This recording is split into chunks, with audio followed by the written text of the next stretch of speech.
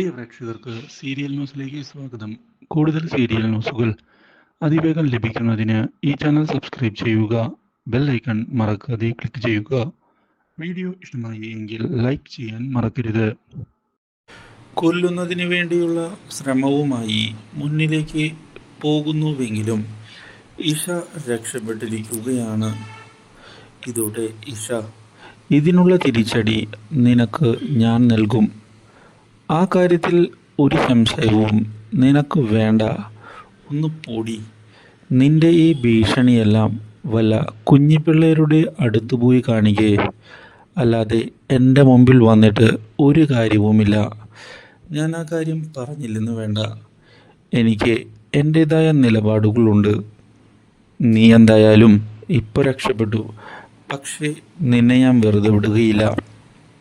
ഇതോടെ ഇഷ, അതൊക്കെ നിന്റെ വ്യാമോഹം മാത്രമാണ്, മനസ്സിലായോ എന്ന് പറയുകയും ചെയ്യുന്നു.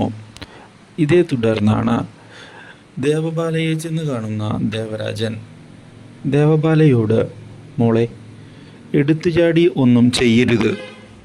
അച്ഛാ, ഞാൻ എടുത്തുചാടി ഒന്നും ചെയ്യില്ല. ഇത് അച്ഛന് ഞാൻ നൽകുന്ന വാക്കാണ്. ഞാൻ വാക്ക് തെറ്റിക്കുകയുമില്ല.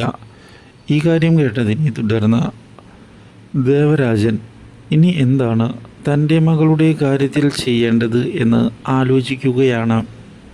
വിചാരിച്ചതുപോലെ കാര്യങ്ങൾ മുന്നിലേക്ക് കൊണ്ടുപോവുക തന്നെ വേണം. തൻ്റെ മകളുടെ ഭാവി സുരക്ഷിതമാക്കണം. ആ ഒരു ചിന്തയാണ് ഇപ്പോൾ അയാളുടെ മുന്നിൽ. മാത്രവുമല്ല, ജയരാമൻ ഇപ്പോൾ ഗായത്രിയെയും കൊണ്ടുപോയിരിക്കുന്നു. പക്ഷേ എപ്പോൾ വേണമെങ്കിലും അവർ തിരികെ വരാം. അതുകൊണ്ട് ഇനി എന്ത് ചെയ്യണം? ആ ഒരു ചോദ്യവും മുന്നിൽ ബാക്കിയാവുകയാണ്. ഇപ്പോൾ ദേവരാജൻ്റെ do like, share and subscribe.